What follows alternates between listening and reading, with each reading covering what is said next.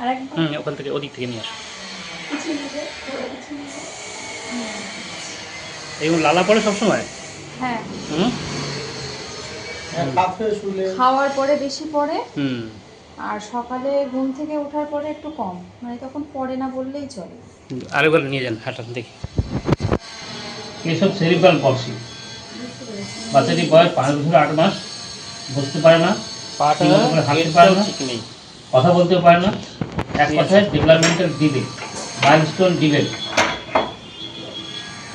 আমি কেসের ডিটেলসে আসবো, আগে কেসের মুভমেন্টটা দেখাই, গেটটা দেখাই, দেখুন আপনারা।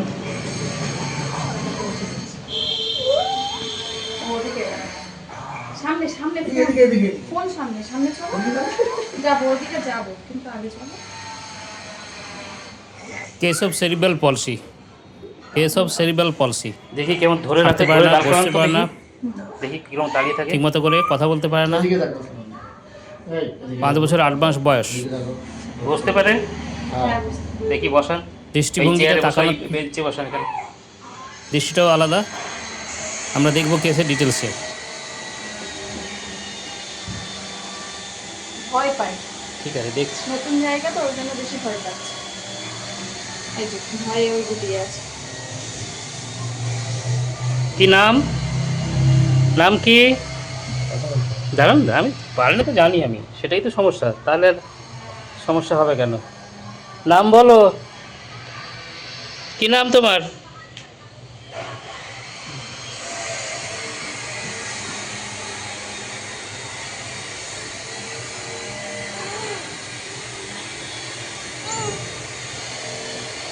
স্কেলটা নিয়ে আসুন।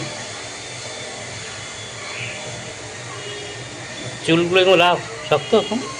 হুম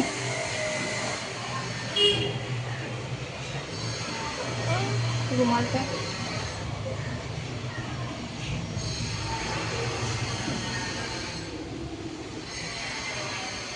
আপনি এরকম ক্যামেরাটা ধরুন, এরকম প্যান্টে তুলুন পাটা, প্যান্ট হ্যাঁ খুলবো? না না পাটা তুলুন এখানে। আমি শুধু এটা এখানে যেখানে এখানে মারবো সেইখানটা একটু দেখ।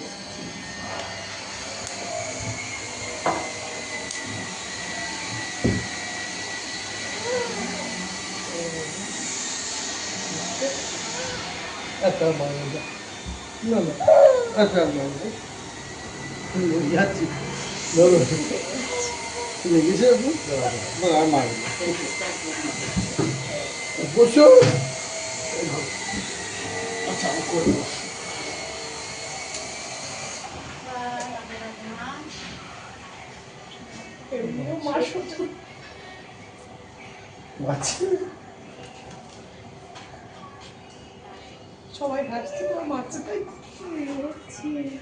এটা বুঝতে পারে তো? হ্যাঁ, ও উল্টো মারে, ও ভীষণ মারে সবাইকে। মানে ওকে মারলে ও আবার পাল্টা মারে। একটা মারলে 10টা মারে। পা পায়ে একটু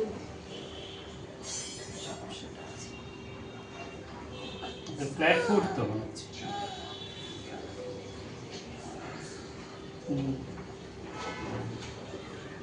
এখানে দাঁড় করান, এটা দাঁড় করান,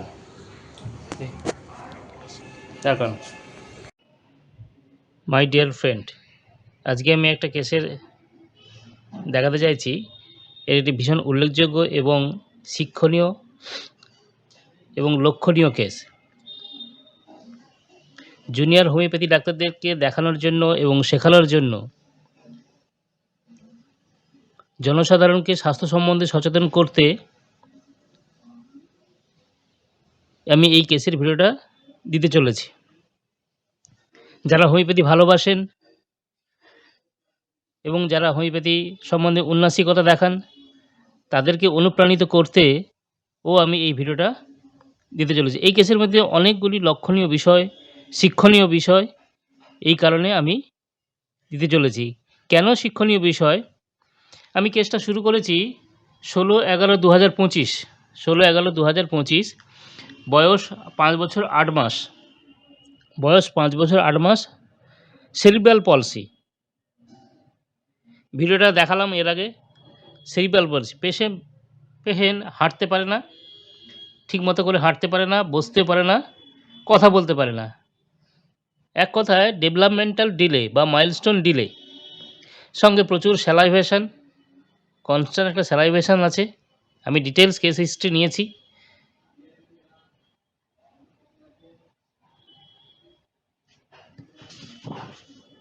ডিটেলস কেস হিস্ট্রি নিয়েছি। মিষ্টি খেতে ভালোবাসে, এই অয়েলি সাবস্টেন্স খেতে ভালোবাসে, ফ্রায়েড ফিশ খেতে, মাছ খেতে ভালোবাসে, মাংস খেতে ভালোবাসে, জল পিপাসা একদমই নেই, ঘাম কম হয়,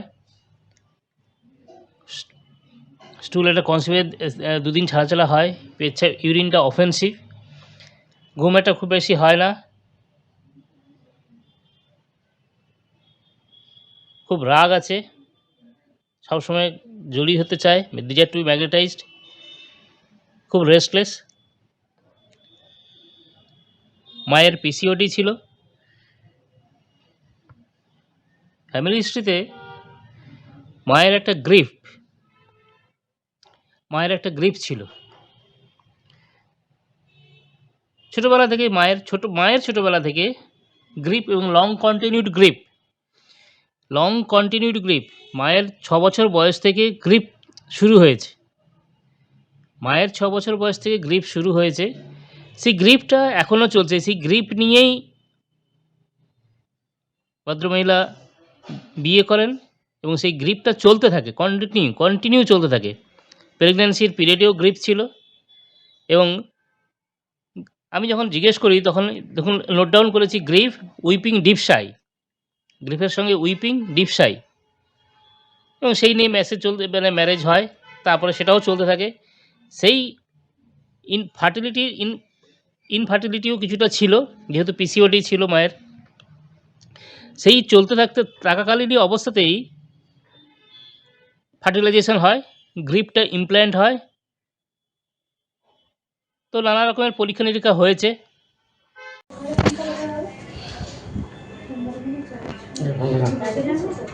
অলমোস্ট ফ্ল্যাট ফুট।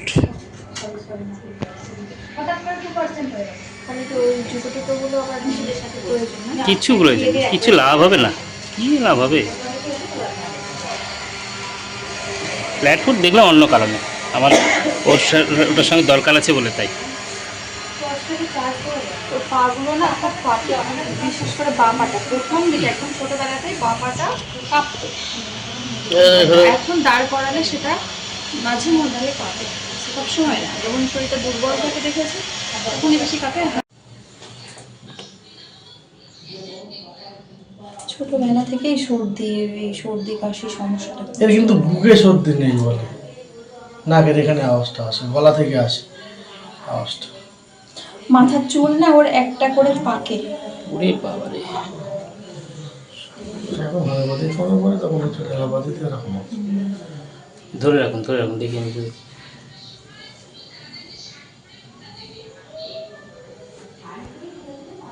ভালো করে সোজা হয়ে দাঁড়াও।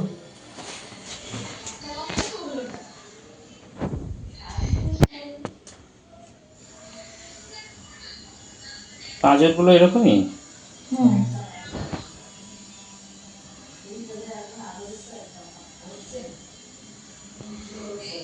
নেকটাও ঠিক, ঘাটটাও সোজা হয়নি, নেক হোল্ডিংটাও প্রপারটা না, এই যে দেখছেন। এটা আরো বেশি করে যখন শরীরটা বেশি দুর্বল থাকে। তার মানে তখন শরীর দুর্বল থাকলেই বা এই নেক হোল্ডিংটা ঠিকঠাক নেই, না পুরোপুরি 100%। প্রপারলি।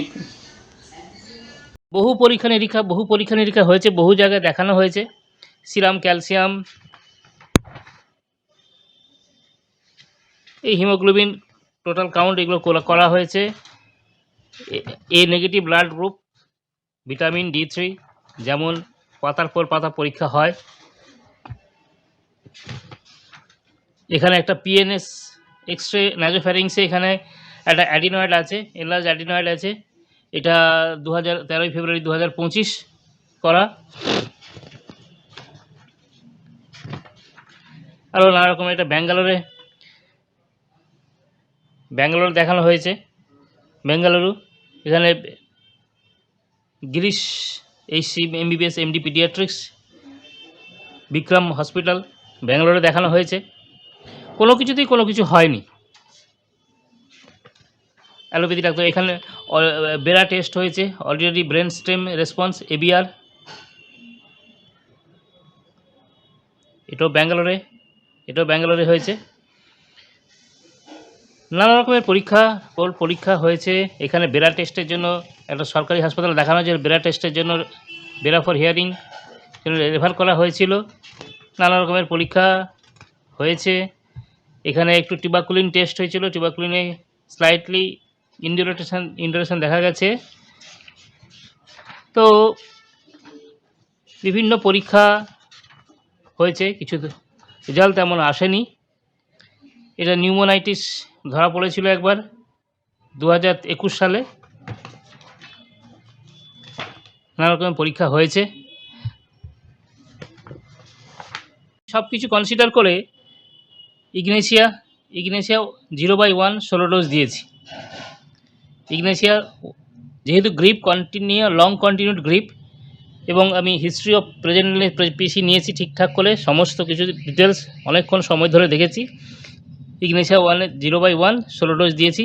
এরপরে আমি দেখা যাক কতটা কি ইমপ্রুভ করা যায়। আমি কিছু সাজেস্টিভ মেডিসিন লিখে রেখেছি, কতটা কি ইমপ্রুভ করতে পারবো দেখি। আমি যথাসময়ের ফলো আপ দেবো। ধন্যবাদ।